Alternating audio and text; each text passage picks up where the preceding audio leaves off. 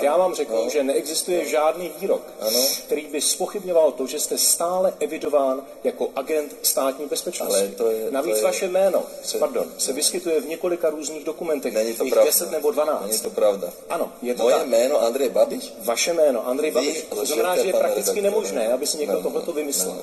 Navíc vy jste i v show Jana Krause. Kdysi, je to rok 2011, pokud se nepletu, hovořil o tom, že StB ekonomická, teď budu citovat, chránila ekonomické zájmy Československa. To nebyla ta hnusná, to jsou vaše slova, to nebyla ta hnusná StB, která potlačovala lidi, že nemohli studovat, cestovat. To byla normální StB, to jsou všechno vaše slova. Tam chodili, vždycky, když jsem potkal cizince, napsal zápis, hlásit zprávy, to bylo normální. To jsou vaše slova. Nejsou,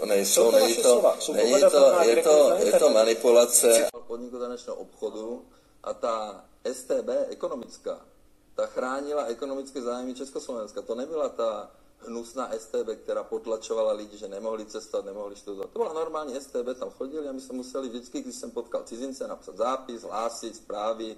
A to byl normální PZP.